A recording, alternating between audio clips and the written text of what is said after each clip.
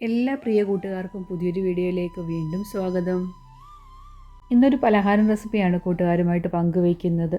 കഴിക്കാൻ നല്ല ടേസ്റ്റാണ്. ഇതിൻ്റെ കൂടെ നമുക്ക് കറികളുടെ ഒന്നും ആവശ്യമില്ല. നമുക്കൊരു 10 മിനിറ്റ് കൊണ്ട് ഇത് തയ്യാറാക്കി എടുക്കാവുന്നതേ ഉള്ളൂ. ചായയുടെ കൂടെ കഴിക്കാനാണെങ്കിൽ നല്ല കിടു കോമ്പിനേഷനായിട്ടുള്ള ഒരു പലഹാരം തന്നെ. കാണാൻ നല്ല മൊഞ്ചാണ്, കഴിക്കാനും അത്രയ്ക്ക് ടേസ്റ്റി ആയിട്ടുള്ള ഒരു പലഹാരമാണ്. ഒരു വെറൈറ്റി ആയിട്ടുള്ള പത്തിരി റെസിപ്പിയാണ് ഇന്ന് കൂട്ടുകാരുമായിട്ട് പങ്കുവയ്ക്കാനായിട്ട് പോകുന്നത്. ഇന്ന് ഒരേ രീതിയിൽ പത്തിരി തയ്യാറാക്കി എടുക്കുമ്പോൾ ഇതുപോലെ പൊരിച്ചൊരു പത്തിരി ഒന്ന് തയ്യാറാക്കി നോക്കിക്കേ. ഈ വെറൈറ്റി ആയിട്ടുള്ള പത്തിരി റെസിപ്പി തയ്യാറാക്കുന്ന വിധം വേഗത്തിൽ നമുക്ക് കണ്ടിട്ട് വന്നാലോ കൂട്ടുകാരെ. അതിന് വേണ്ടിയിട്ട് നമുക്ക് കുറച്ച് കാര്യങ്ങളൊന്ന് ചതച്ചെടുക്കാനുണ്ട്. തേങ്ങ ചിരുകിയതാണ് ഞാൻ മിക്സർ ജാറിലോട്ട് ഇട്ട് കൊടുത്തേക്കുന്നത്. നമുക്കൊരു 1.25 കപ്പ് അളവിൽ തേങ്ങ ചിരുകിയത് ആവശ്യമുണ്ട്. 1/2 ടീസ്പൂൺ അളവിൽ ചെറിയ ജീരകം. ഇനി നമുക്ക് ചുമന്നുള്ളിയും കൂടി ആവശ്യമുണ്ട്. ഒരു 5 പീസ് ചുമന്നുള്ളി ഞാൻ എടുത്തിട്ടുണ്ട്. കാരണം ചെറിയ ഉള്ളി ആയതുകൊണ്ടാണ് 5 എണ്ണം എടുത്തത്. വലുതാണെങ്കിൽ ഒരു 4 എണ്ണത്തിൻ്റെ ആവശ്യമേ ഉള്ളൂ. ഇതൊന്ന് ഒതുക്കിയെടുക്കണം. ഒന്ന് ചതച്ചെടുത്താൽ മതി, ഒത്തിരി അങ്ങ് അരഞ്ഞു പോകണ്ട. ജീരകമൊക്കെ ഒന്ന് ചതഞ്ഞ് കിട്ടിയാൽ മാത്രം മതി. ഈ ഒരു പരുവത്തിലാണ് ഞാൻ ഒതുക്കിയെടുത്തേക്കുന്നത്. ഇനി നമുക്ക് അരിപ്പൊടി ഒന്ന് വാട്ടിയെടുക്കാനുണ്ട്. അതിന് വേണ്ടിയിട്ട് ഞാൻ കുറച്ച് വെള്ളമാണ് പാനിലോട്ട് ഒഴിച്ചു കൊടുത്തേക്കുന്നത്. ഞാൻ 1.25 കപ്പ് അരിപ്പൊടിയിലാണ് ഈ ഒരു പത്തിരി തയ്യാറാക്കി എടുക്കാനായിട്ട് പോകുന്നത്. അതുകൊണ്ട് ഒരു 1.5 കപ്പ് അളവിൽ വെള്ളം വെച്ച് കൊടുത്തിട്ടുണ്ട്. ഇതിലോട്ട് നമ്മൾ ചതച്ച് വെച്ചിരിക്കുന്ന തേങ്ങയും ജീരകവും ഒക്കെ ചേർന്നിട്ടുള്ള ആ ഒരു കൂട്ടുണ്ടല്ലോ, അത് ചേർത്ത് കൊടുക്കണം. ആവശ്യമായിട്ടുള്ള ഉപ്പും കൂടെ നമുക്ക് ചേർത്ത് കൊടുക്കണം. ഇനി ഈ ഒരു വെള്ളം തിളച്ച് വരുന്നത് വരെ ഒന്ന് വെയിറ്റ് ചെയ്യാം.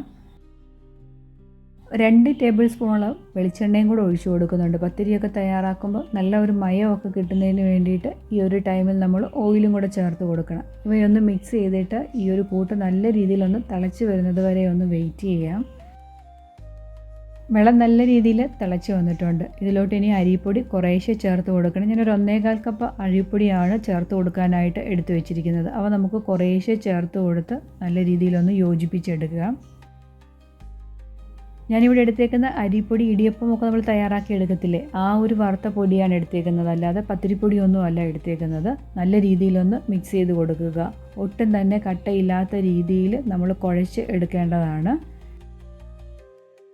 ഇനി സ്റ്റൗ ഓഫ് ചെയ്തിട്ട് ഈ ഒരു കൂട്ട് നമുക്കൊന്ന് കുഴച്ചെടുക്കാം. കൈകൊണ്ട് ഈ ഒരു ടൈമിൽ നമുക്ക് കുഴച്ചെടുക്കാനായിട്ട് പറ്റത്തില്ല. അപ്പോൾ അതിൻ്റെ ചൂടൊന്ന് ആറുന്നത് വരെ ഈ സ്പൂണ് കൊണ്ട് ഇങ്ങനെയൊന്ന് കുഴച്ചെടുക്കാവുന്നതാണ്. ചൂടാറി കഴിയുമ്പോൾ നമുക്ക് കൈകൊണ്ട് കുഴച്ചെടുക്കാം.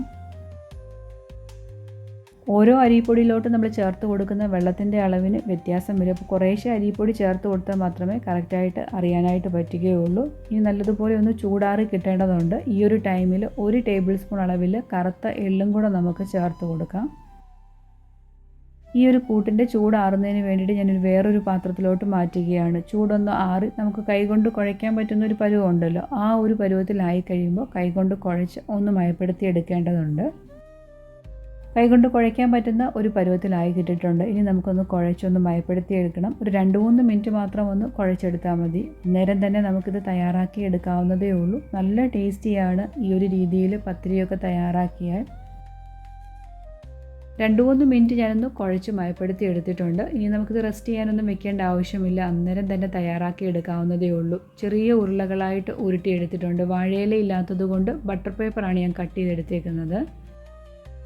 ബട്ടർ പേപ്പറിൻ്റെ 2 സൈഡിലും ഓയിൽ സ്പ്രെഡ് ചെയ്ത് കൊടുത്തിട്ടുണ്ട്. എന്നിട്ട് നമുക്ക് ഒരു ഉരുള ഇതിൻ്റെ നടുക്കോട്ട് വെച്ച് കൊടുത്തിട്ട് വേറൊരു ബട്ടർ പേപ്പർ കൊണ്ട് അതൊന്ന് കവർ ചെയ്ത് ഒരു സ്റ്റീൽ പ്ലേറ്റ് കൊണ്ടൊന്ന് പ്രസ് ചെയ്ത് കൊടുത്താൽ മതി. സാധാരണ നമ്മൾ പത്തിരിയൊക്കെ തയ്യാറാക്കി എടുക്കുന്ന അതേ രീതിയിൽ.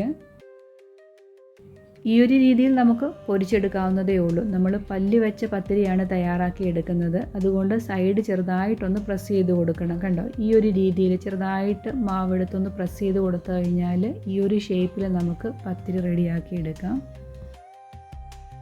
ഇങ്ങനെയാണ് പല്ല് വെച്ച് പത്തിരി തയ്യാറാക്കി എടുക്കുന്നത്. സാധാരണ പത്തിരി തയ്യാറാക്കി എടുക്കുന്നതിൽ നിന്ന് ശകലമൊന്ന് വ്യത്യാസം വരുത്തിയേക്കുന്നത്. സൈഡൊന്ന് ചെറുതായിട്ടൊന്ന് പ്രസ് ചെയ്ത് ഇതുപോലെ പല്ല് വെച്ച് കൊടുക്കുകയാണ് ചെയ്യുന്നത്. സൈഡിലുള്ള മാവ് ചെറുതായിട്ടൊന്ന് പ്രസ് ചെയ്ത് കൊടുക്കുകയാണ് ചെയ്യുന്നത്. ഒട്ടിപ്പിടിക്കുന്നുണ്ടെങ്കിൽ ലേശം വെള്ളത്തിൽ കൈയൊന്ന് തൊട്ട് കൊടുത്താൽ മാത്രം മതി. വാഴയില ഉണ്ടെങ്കിൽ വാഴയിലയിൽ വെച്ചിട്ട് തന്നെ പരത്തിയെടുക്കുക. എൻ്റെ കൈ വാഴയില ഇല്ലാത്തത് കൊണ്ടാണ് ഞാനിവിടെ ബട്ടർ പേപ്പർ എടുത്തേക്കുന്നത്. അങ്ങനെയെല്ലാം നമുക്ക് ഇതുപോലെ ഒന്ന് പരത്തിയെടുക്കാം. ഓയിൽ ചൂടാക്കാനായിട്ട് വെച്ചിട്ടുണ്ട്. ഓയിൽ നല്ലതുപോലെ ചൂടായ ശേഷം ഇതുപോലെ ഇട്ട് കൊടുത്ത് തിരിച്ചും മറിച്ചും ഇട്ട് രണ്ട് സൈഡും ഒരു ഗോൾഡൻ ബ്രൗൺ നിറമാകുന്നത് വരെ നമുക്ക് മുറിച്ചെടുക്കാം. ഇട്ട ഉടനെ ഇളക്കാനായിട്ട് നിൽക്കുന്നത് തന്നെ പൊന്തി വരും. 2-3 മിനിറ്റ് ഓയിലോട്ട് ഇട്ട് കഴിയുമ്പോഴത്തേക്കിന് തന്നെ അത് തന്നെ പൊന്തി വരും. അതിനുശേഷം വേണം നമ്മൾ തിരിച്ചിട്ട് കൊടുക്കാൻ. തിരിച്ചും മറിച്ചുമായിട്ട് ഈ ഒരു രീതി ഗോൾഡൻ ബ്രൗൺ നിറമാകുമ്പോൾ നമുക്ക് എടുത്തു മാറ്റാവുന്നതാണ്. ഇന്നും ഒരേ രീതിയിൽ പത്തിരിയൊക്കെ തയ്യാറാക്കി എടുക്കുന്ന കൂട്ടുകാർക്ക് വ്യത്യസ്തമായിട്ടുള്ള ഈ ഒരു പത്തിരി റെസിപ്പിയും ഇഷ്ടപ്പെട്ട് കാണുമെന്ന് വിചാരിക്കുന്നു. ഈ വീഡിയോ കൂട്ടുകാർക്ക് ഇഷ്ടമായിട്ടുണ്ടെങ്കിൽ ഒന്ന് ലൈക്ക് ചെയ്യാനും ആദ്യമായിട്ട് വീഡിയോ കാണുന്ന കൂട്ടുകാർ ആരെങ്കിലും ഉണ്ടെങ്കിൽ ഒന്ന് സബ്സ്ക്രൈബ് ചെയ്ത് കൂട്ടാക്കാനും മറന്നു പോകരുത്. അങ്ങനെ പത്തിരി എല്ലാം പൊരിച്ചെടുത്തിട്ടുണ്ട്. ഓയിലോട്ട് ഇട്ട് കഴിഞ്ഞ് 2-3 മിനിറ്റ് കഴിയുമ്പോൾ തന്നെ ഒരു സൈഡ് നല്ല രീതിയിൽ പൊന്തി കിട്ടും. അതിനുശേഷം മറിച്ചിട്ടാൽ മതി. തിരിച്ചും മറിച്ച് പോയിട്ട് ഇതുപോലെ നമുക്കൊരു ഗോൾഡൻ ബ്രൗൺ നിറമായി കിട്ടണം. ഇതുപോലെ എല്ലാം ഞാൻ റെഡിയാക്കി എടുത്തിട്ടുണ്ട്. നമുക്കിത് സ്നാക്സായിട്ടും അതുപോലെ തന്നെ ബ്രേക്ക്ഫാസ്റ്റ് ആയിട്ടും സെർവ് ചെയ്യാവുന്നതാണ്. കറി ഒന്നും ആവശ്യമില്ല. പെട്ടെന്ന് തന്നെ തയ്യാറാക്കി എടുക്കാനും പറ്റും. ചൂട് ചായയുടെ കൂടെ ഇത് കഴിക്കാനായിട്ട് മറ്റ് കറികളുടെ ഒന്നും ആവശ്യം കൂടിയില്ല. ഇന്നത്തെ വീഡിയോയിൽ കൂട്ടുകാരുമായിട്ട് പങ്കുവച്ച ഈ പല്ല് വെച്ച് പത്തിരിയുടെ റെസിപ്പി കൂട്ടുകാർക്ക് ഇഷ്ടമായിട്ടുണ്ടെങ്കിൽ നിങ്ങളുടെ ഫ്രണ്ട്സിനും റിലേറ്റീവ്സിനും കൂടെ ഒന്ന് പങ്കുവെച്ച് കൊടുക്കാനായിട്ട് മറന്നു പോകല്. അടുത്ത ദിവസം ഈസിയും അതുപോലെ തന്നെ വ്യത്യസ്തമായ റെസിപ്പി കൂട്ടുമായിട്ട് വളരെ പെട്ടെന്ന് തന്നെ ഞാൻ വീണ്ടും വരുന്നതാണ്. Thank you for watching.